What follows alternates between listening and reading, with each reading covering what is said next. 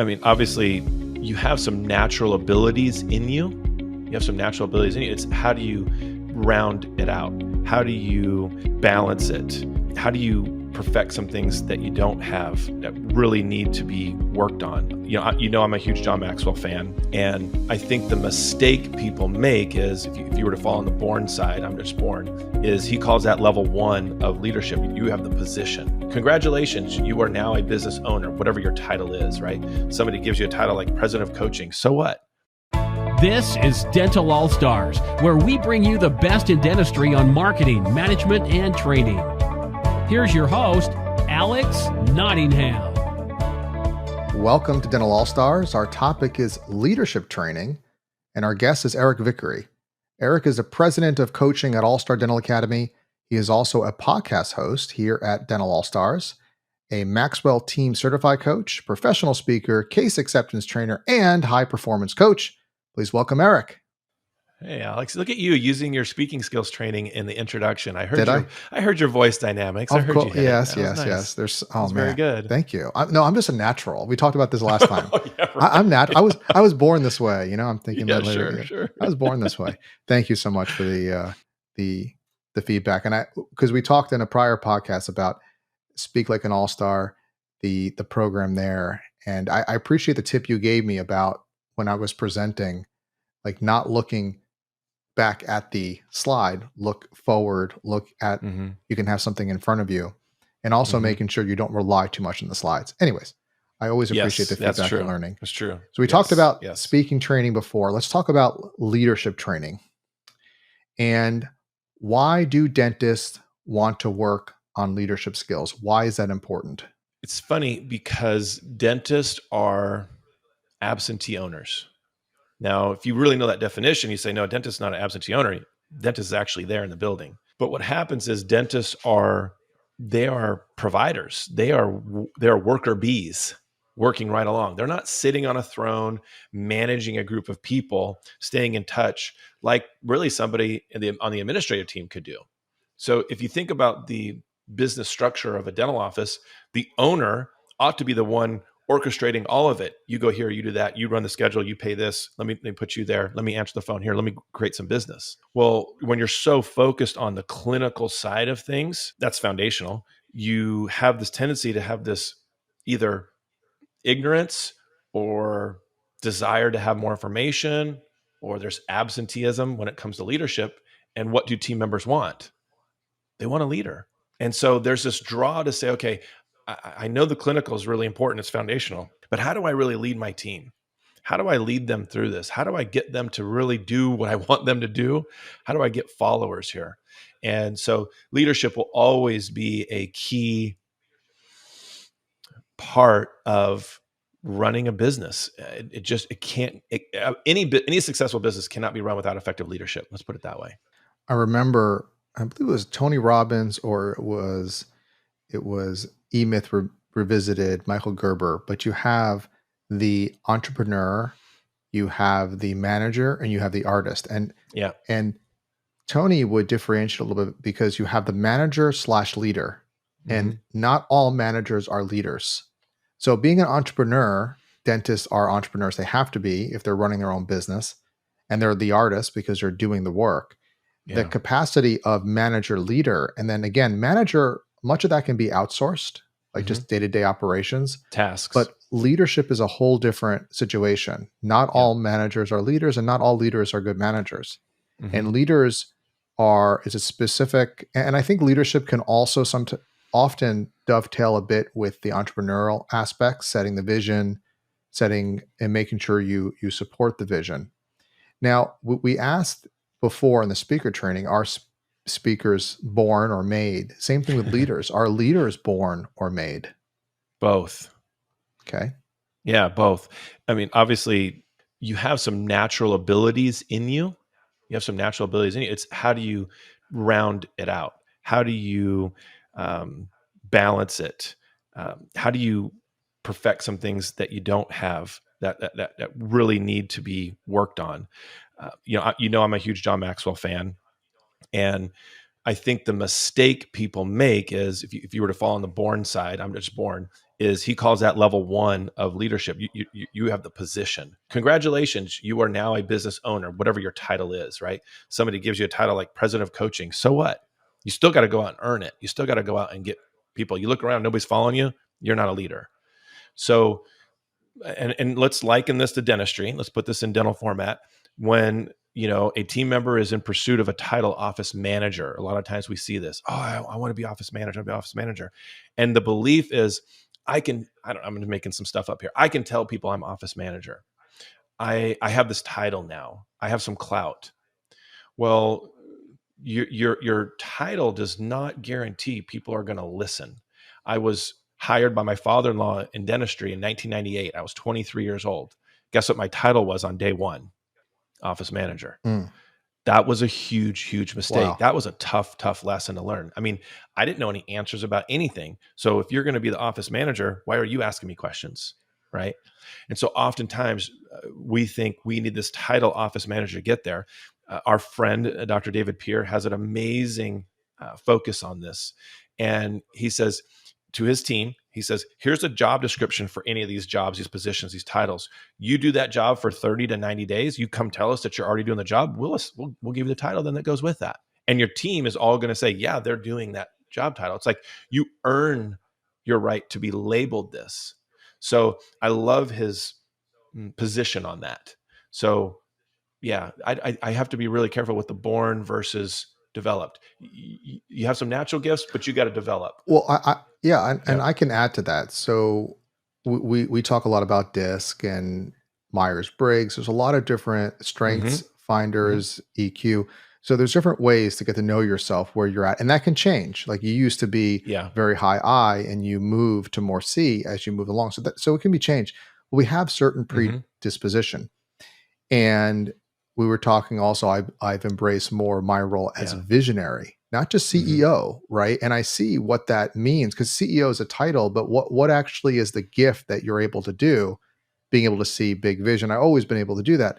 Now, you may have, and this is true. It's a lot like, instead of saying natural, I would say we all have gifts.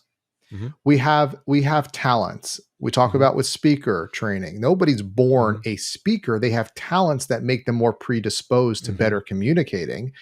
Their voice, their projection, those are areas. When it comes to leaders, again, some of the speaker skills help too, right? Projection, voice, communication, also vision, be able to see big pictures. Other people are more task-oriented. Some people are more creative. So we have these gifts, and then we need to be able to fine-tune them to, it's like that clay, right? We have to clean it up to make it look nice, or a stone, and polish it. And if we're missing some of these capabilities, we can cultivate them. And here's the situation being a dentist. Whether you like it or not, if you're running a practice, many dentists are artists, tacticians. They're going to be weaker typically on the entrepreneurial side and leadership side. And some are strong. But regardless, that's the area to financial freedom, to personal freedom, to joy, is to be able to cultivate, to take your vision and make it into reality. And that's where leadership skills have to continue to be strengthened, because so many dentists are like, I'm going to do it all myself, right? I'm going to do this, the micromanager. That isn't going to work long term.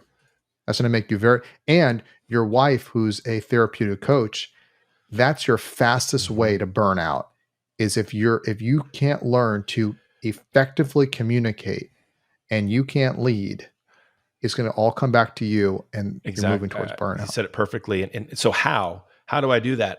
Oh, I need to know myself. Okay, I have this title now. I'm on level 1. I've got this title. What do I do? Okay. Some of the things we do, this is basic, is like you said, level 1 is know thyself. We talk about that in speakers too. Know yourself. So what's your DISC personality type? What are you naturally drawn to do? And then you need to understand the weaknesses of that natural draw on your DISC. So as an I, my natural weakness is talking too much, not being focused on the details enough. So I've got choices to make: round myself out or get people on my team who help with that. 2 different ways to go. So DISC is the first level of leadership training. 2 would be StrengthsFinder. We use Gallup StrengthsFinder to do that. What are my top 5 strengths? Look at those. It's going to tell you my insights report. What are my weaknesses with that? How do I lead through this through understanding my strengths? If this is not me, but let's say one of my strengths is competitive, which is a high D theme thing, competition, and everything's competition for me. I'm just going to win. I'm just going to beat you at this. And what you lose is a lot of people skills in that strength.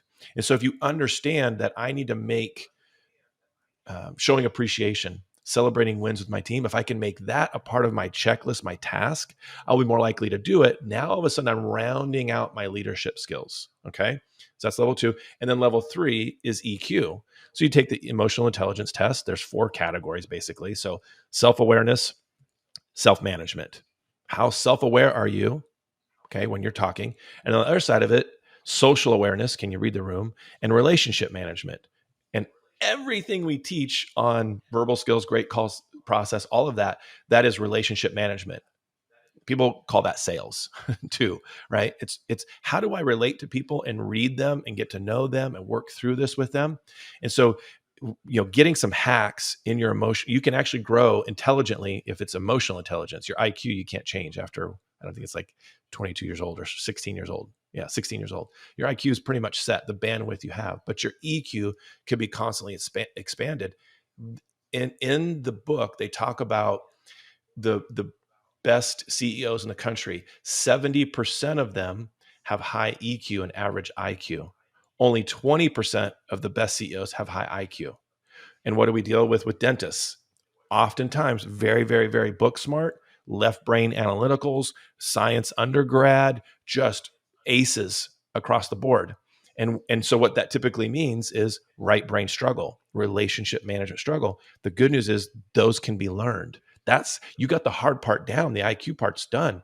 It's the EQ part that has to be softened. And so when we do our leadership retreat, it's really focused in on how do I understand myself and where do I need to round myself out or bring people on board with me in areas that I cannot, an integrator, right? Things like that. Yeah. That's right. Yeah.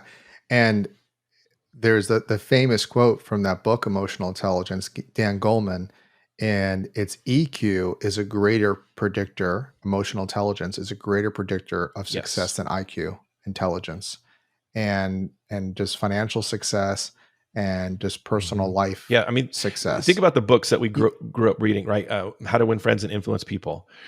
Even Sure. EQ. Think and Grow Rich. I mean, you can go down the list of Rich Man in Babylon, 7 Habits of Highly Effective People. I mean, all of that EQ is integrated in everything that we teach and train. If you think about it, it's just a nice nutshell. And then we're taking that out of the box of the book and saying, how does that apply to you, Alex, as a leader? And how do you create some structure, an action plan to becoming a better leader? What are you going to actually do differently tomorrow to be a better leader? Tell me about, you alluded to this leadership retreat, and we're doing a leadership retreat and in January. And actually I'll make a note to, because we can, because I don't want it to be specific because then it can be again. I don't know. But we have this leadership retreat. Tell me a little bit about the genesis of the leadership retreat. Yeah. And think about the dental MBA program on All-Star. Yep. I know what that is. You do an amazing job at teaching this. And it's hard to get through that. We have a client, an endodontist, who enrolled to get his MBA. And I think he said he went to like 3 classes and they were like international, stuff. And he's like, this isn't for me. This is global marketing. I don't need this for my business.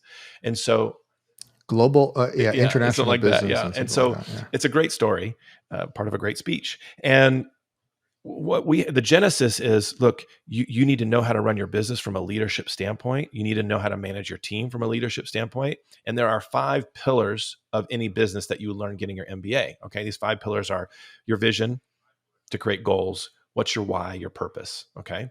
Number 2 would be your people, your team. How do you create your culture? Robin does an amazing job talking about this. Number 3 is KPI understanding. Can you do a State of the Union meeting with your team and help explain the numbers and know what they are and have your pulse on it?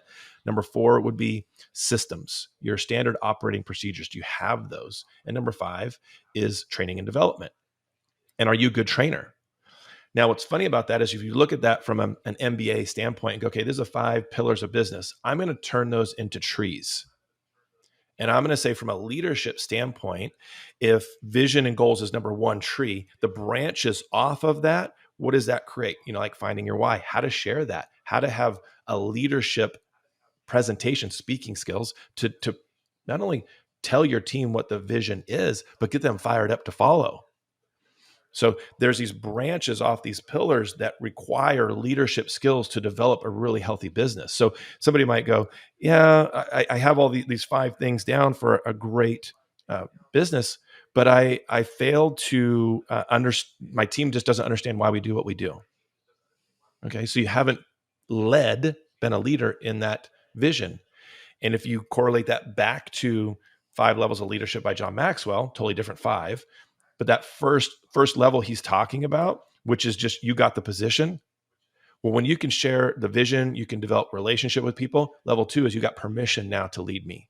I see who you are. I like what you're about. I like your vision. I give you permission to lead me.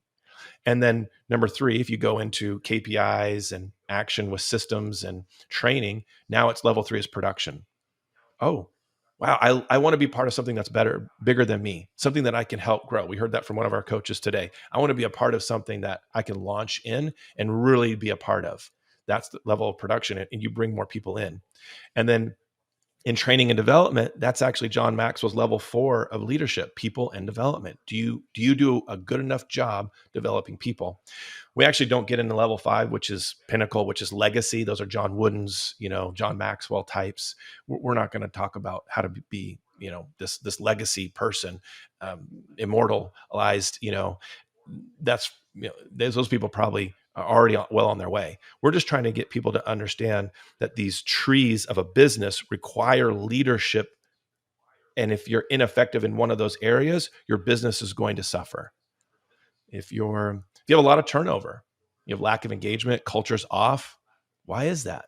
As a leader, do you know how to analyze what it is? And yeah. Well, give me an understanding about this retreat. What does it look like? And who's supposed to go? Is this something you come one time? Do you come annually? Okay. What is this about? We are going to workshop how to overcome and implement leadership skills when it comes to running your business. We spend an awful lot of time on perfecting our clinical skills, which we need, so we're not a phony, but yet the business isn't soaring. The business isn't taking off. Which one of these 5 categories, from vision down to training, is lacking? Three failures you want to think about, okay? Failure of vision. People don't know why we do what we do. Failure of strategy. You're not getting the results you want, so people don't know what mistakes they're making and how to get clear on that. And then failure of tactics. Execute on a good plan with a clear vision. That's a how we do this.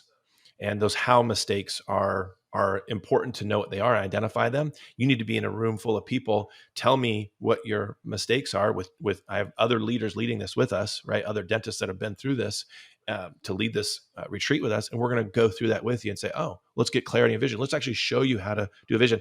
In coaching, we ask all the time for their vision. I just started with a client. He's like, oh yeah, I got a vision. And he sent me his document. It was amazing. But his vision was 2 lines. It's not very clear. That's a mission statement. That's a direction we're going. But your vision isn't really painting a very clear picture on what we're doing on a daily basis 5 years from now. Well, thank you, Eric. And I'll put a link in the show notes to allstardentalacademy.com/events. And there you'll be able to take a look at leadership, retreat, speaker, training. We call Speak Like an All-Star. We have the Mastery Series, the Summit. There's a lot of events all around the year, different places. You can see which ones fit you and interest you. Do them all if you can. Do a few if you can. Just continue training. And thank you, as always, for joining us, Eric. Please remember to follow us. Yes. And please remember to follow us on Apple Podcasts, Spotify, and YouTube. Get episodes as they are released. Share with your friends. And until next time, go out there and be an all-star. An all-star.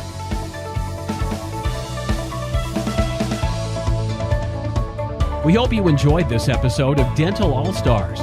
Visit us online at allstardentalacademy.com.